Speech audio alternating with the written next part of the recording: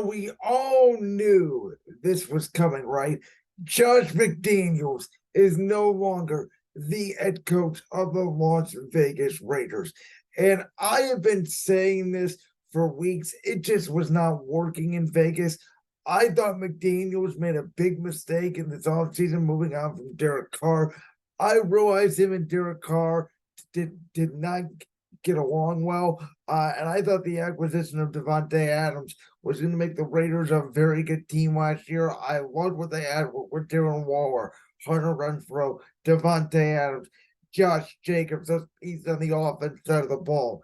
But as we've seen, and has been history with, of course, Bill Belichick, tree-littered head coaches, they're not the best head coaches. And McDaniels now twice has failed as an NFL head coach. His first reign, obviously, in Denver failed because of Tim Tebow. And this reign failed just because he could not connect with players. You know, him and Derek Carr did not mesh.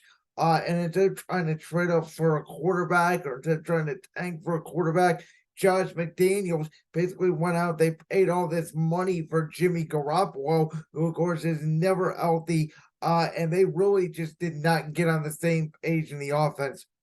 Really, from game one last year, I was concerned when Davante Adams basically said, coming over from Green Bay, which is a West Coast system, whether he had it with Mike McCarthy or Matt LaFleur in Green Bay, over to Josh McDaniels, who of course ran a similar system in New England. Davante Adams basically saying that it was like speaking Chinese. For whatever reason, McDaniels worked with Mac Jones. You know, he worked with Jimmy Garoppolo in New England. He obviously worked with Brady. Everybody loved him there. And I don't know, part of it was Belichick. I don't know, part of it was Brady's influence. But ever since McDaniels has been a head coach, it has not worked. Their defense has not been great for years. Going back the last decade when they had, you know, even a defensive coordinator in Jack Del Rio as their head coach. It just feels that the Raiders have never been able to stop people. Besides that one point when they had Rich Bisaccia as the interim head coach, and a lot of us were clamoring for him to at least get one more year with Derek Carr, who was working really well with offensive coordinator Greg Olsen at that point. They made the playoffs that year, and obviously the Raiders decided to go in a different direction. Now, I said, if I was Vegas, I understand their point of not trading Davante Adams at the trade deadline. Davante Adams is still a top 5 wide receiver in the NFL, but if McDaniels was going to stay, clearly, in my opinion, they had to blow it up. Maybe you get a first-round pick for Davante Adams. Maybe you go out, you draft Marvin Harrison Jr. I don't know. At this point, the Raiders are a little bit of a mess. You know, we talk about in the NFL how important the quarterback position is. And, you know, when you're in a division with Patrick Mahomes, Justin Herbert, and dare I say Russell Wilson, who has been playing well the last couple of weeks for the Broncos, Vegas is clearly fourth in their division at the quarterback position. You cannot win that way. Now, I still think they need to go out. I think they need to get a young, you know, bright-minded offensive coach. We know Tom Brady now is the minority owner in that Vegas organization. We all know, you know, Las Vegas has been good for the Raiders. It's been good for the league. But I think Vegas just needs a pivot here. I think they need a reset. Basically, next year at this point should be a teardown year. I would convince Davante Adams we're going to tank for 1 year. We're going to get a quarterback. We still have Hunter Renfrow. We have a good young tight end in Meyer out of Notre Dame. We really just need a quarterback and then build everything else around the defense. You know, Tyree Wilson, the rookie at Texas A&M, has not played up to his potential. We need somebody opposite of Max Crosby, and then we need literally a whole new secondary. They brought in Marcus Epps from Philadelphia in the offseason. He has not worked out. So I've been saying this a lot about the Raiders the last couple of years, is that I like their pieces. I just keep saying it, right? Offensive pieces. 2 great receivers, tight end, great left tackle in Colton Miller, defensively, great edge rusher, Max Crosby. There's still potential there with Tyree Wilson. They have a good running back in Josh Jacobs that I would move on. They franchise tagged him, which I thought was a smart decision. I would not pay Josh Jacobs big money. I would move on from him at the end of this season, go out and either get a free agent running back or draft a running back. But the Raiders have some good foundational pieces. You need to be a good football team. They need to build on that by getting a new secondary, some help on the offensive line, and obviously the most important position being the quarterback position. On the contrary, I do not know why Mac Jones and Josh McDaniels work and why Mac Jones and Bill O'Brien seemingly don't.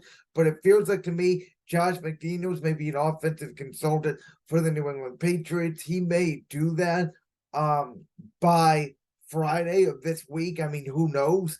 And then at the end of the day, he may be back in New England next year as the offensive coordinator. We know what came out of Bill Belichick signing the contract extension, and I had said I think it's the wrong move for New England. I think they need to switch identity. I think they need to get an offensive head coach, and I thought all along Josh McDaniels would be the successor for Bill Belichick after he turned down the Indianapolis job about 5 years ago.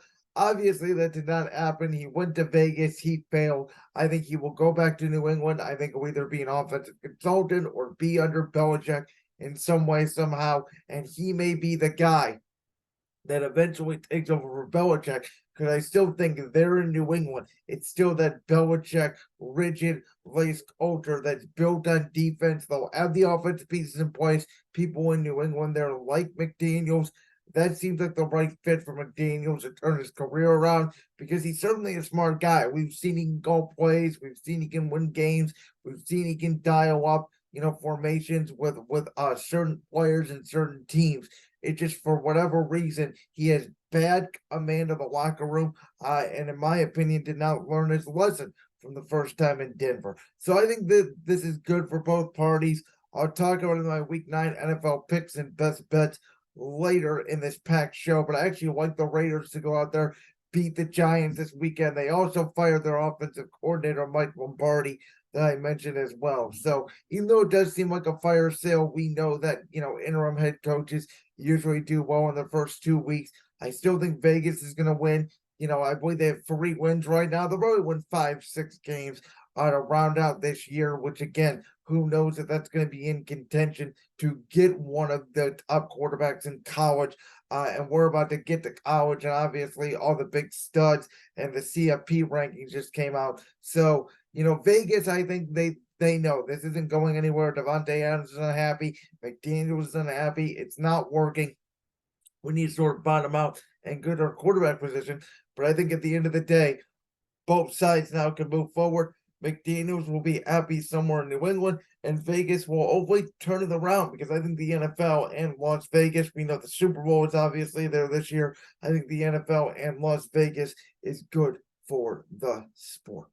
So before all the Josh McDaniels news happened overnight on Tuesday night on Halloween, we of course had the NFL trade deadline that came and went on Halloween at 4 p.m. Eastern time. And this was really the biggest move on deadline day, that being Chase Young going from the Washington Commanders to the San Francisco 49ers. Of course, the Commanders also got a second-round pick for Montez Sweat. He went to Chicago. I talked about that on Tuesday's show. It's almost like, the Bears are using Sweat as a building block for the future. They feel like he'd be better than any second-round pick that comes out of this year's draft, which is probably true, because Montez Sweat is one of the most underrated defensive linemen in the game. Chase Young, we know he was the number 2 overall pick in the draft. We know he's dealt with injuries. When he's healthy, he's a very good player. He's going to be able to rotate on that San Francisco defensive line. We all know how good of a move this was for the Niners. If you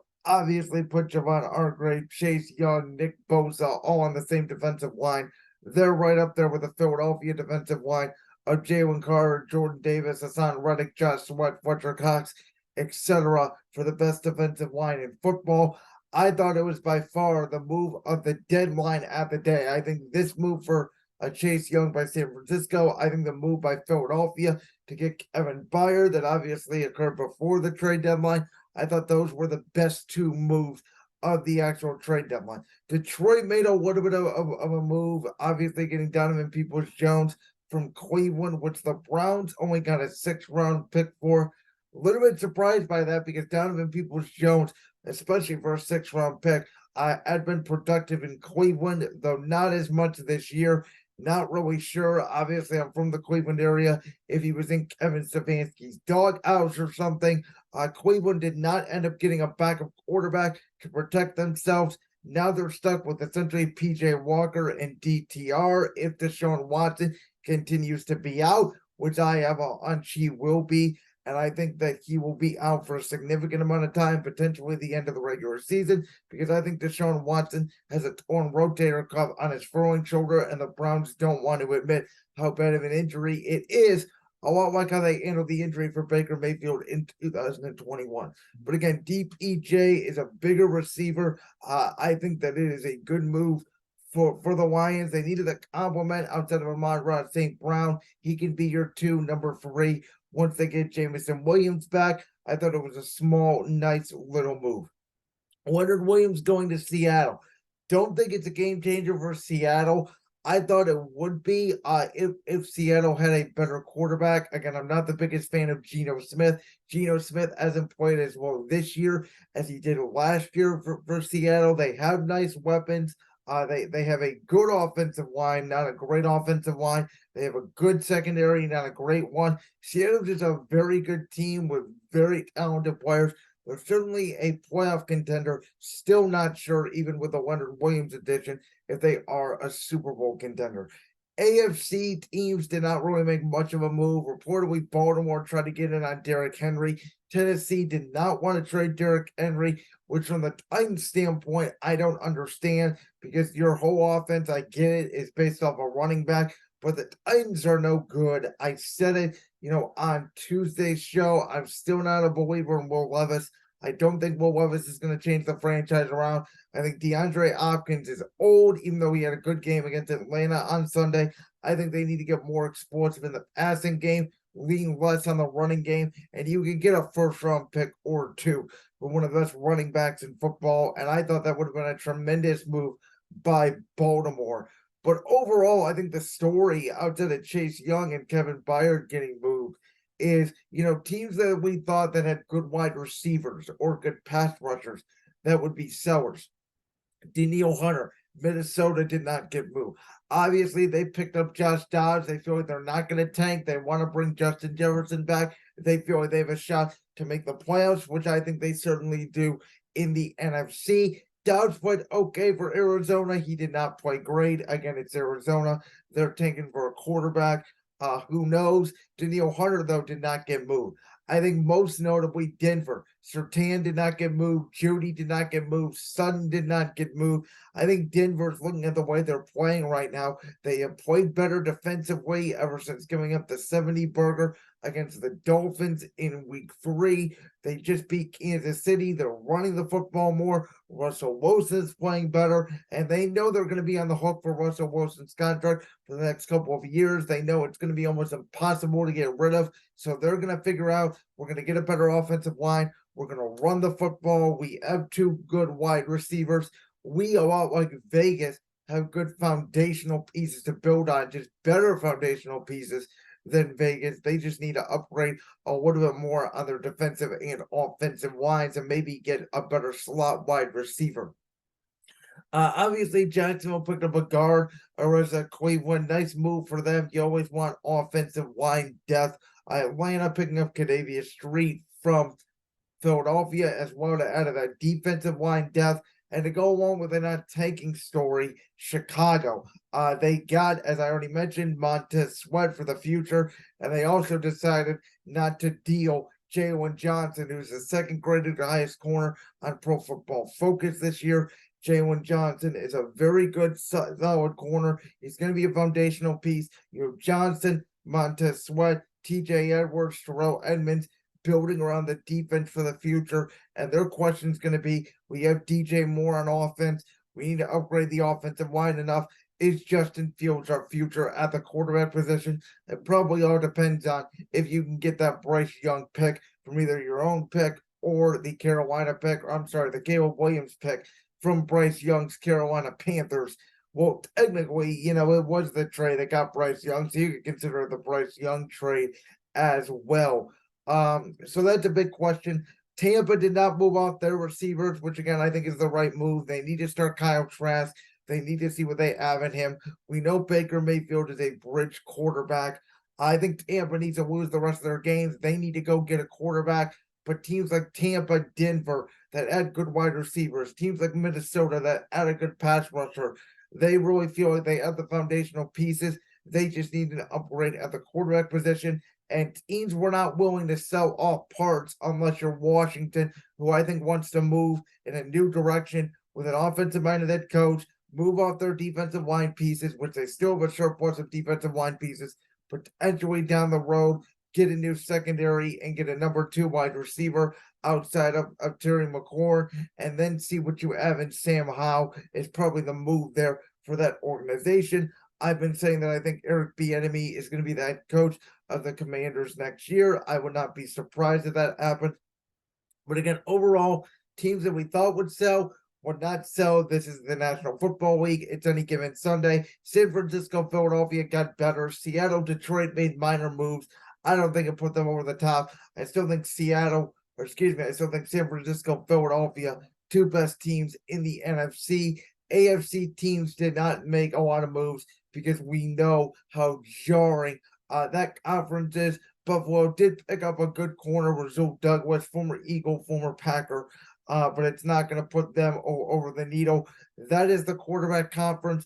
We know Justin Herbert, Patrick Mahomes, Lamar Jackson, Joe Burrow, Josh Allen, Trevor Lawrence. Those are really your top 6, and there's very good quarterbacks. Tua Tagovailoa as well. Sorry if I'm missing any. Just rattling them more off the top of my head. So not as active of a trade down as we expected. More teams in the NFC making moves as Seattle, Detroit try to get closer to San Francisco, Philadelphia, and the tanking teams that we think are good say we have the pieces. We just need to go get the quarterback. That's my biggest takeaway from this year's NFL trade deadline.